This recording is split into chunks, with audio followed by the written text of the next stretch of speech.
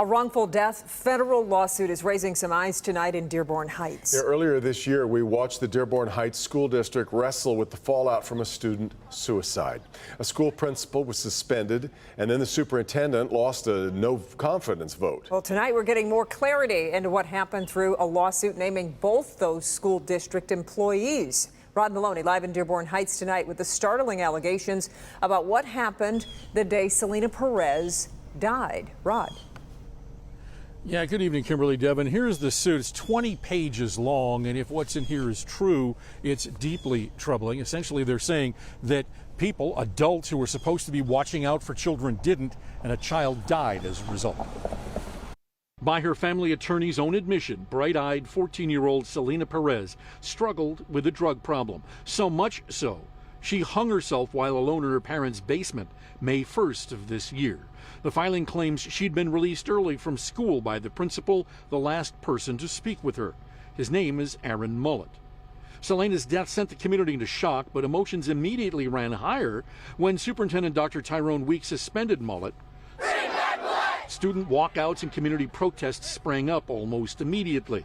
Most disconcerting, says attorney Ali Kusan, Mullet knew Selena had been smoking marijuana that day and did not discipline her or notify her parents. He is favored by the children. They like him.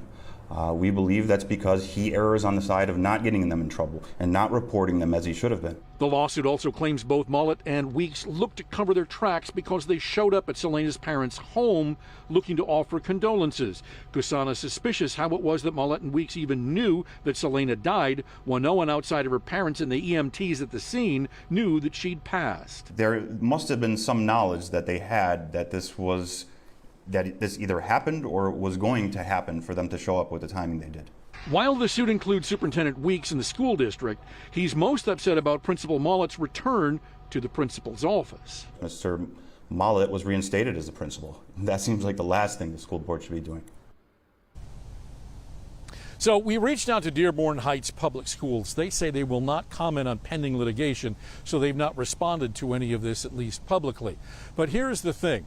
The people who put this lawsuit into the federal court, the attorney there, Mr. Kusan, says that he's deeply troubled by the fact that this whole thing, hang on here, let me get this, because we want to get this right. He's upset because Dearborn police had their own investigation into this.